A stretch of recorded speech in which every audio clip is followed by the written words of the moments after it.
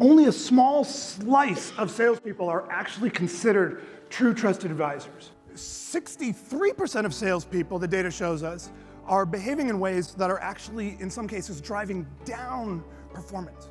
On the other hand, selling is still very, very critical. In fact, the data shows that about 50% of customer loyalty is based purely on that relationship with the salesperson. My goal is twofold. One is that you walk away with some new mindsets towards selling in this very new economy. And then on the other hand, is that you walk away with some really usable, tangible ideas that you can apply right into your sales. People always come up to me after this program and they say, Mark, this is great, but what would you say is really the key to success in selling? And I'm always brought back to a quote by J. Paul Getty. And he famously said that the formula for success is to rise early, work hard, and strike right. Tongue in cheek, but I actually think it's a really powerful quote when we think about the level of mystification about what leads to success in sales. And then suddenly we connect. Now I have no idea what happened next, but when I woke up, I'm told that it looked something like this. This was my first experience. Now the science tells us that the lower person wins in football every single time. Every single time the lower person wins. What Bill was telling me, unfortunately, was just misinformation.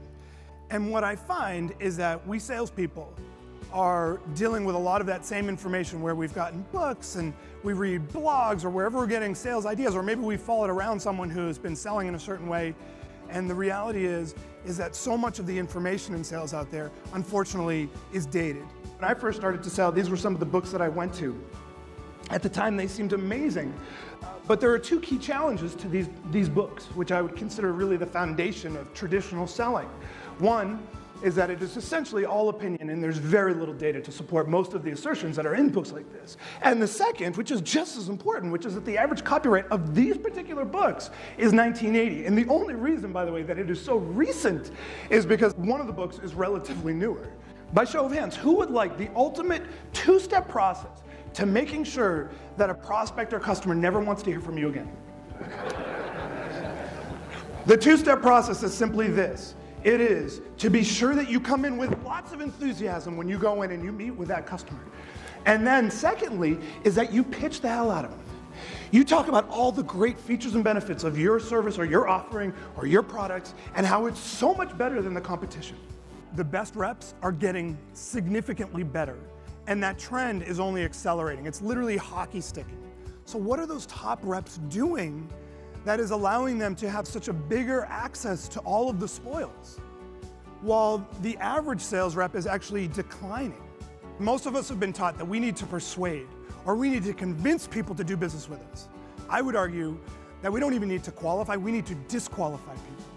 Because the reality is that at least half of the people that you come across are not going to be a fit for business with you. Rob, let me tell you the top 3 reasons why I think that you absolutely must work with me. We are doing what to that prospect? We are putting what onto them? Pressure. And immediately they're going to feel that pressure and they're going to want to do what? Push back. Hence the traditional idea of objection overcoming.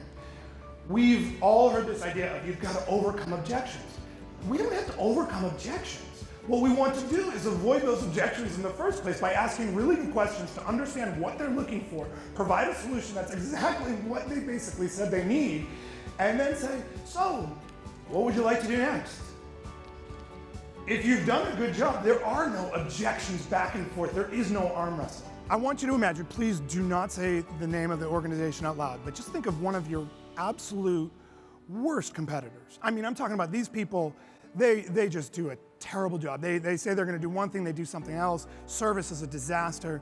Every industry has this person. Please don't say it out loud. Do you think when the salesperson for that organization gets asked by a prospective customer, why should we do business with you? They're saying, oh, by the way, about our service,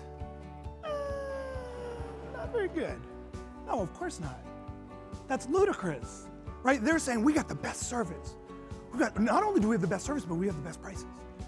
The data again shows that top performing salespeople are asking about twice as many business-related questions as average performers. Almost twice as many, 10.1 to 6.3. That is a profound slide.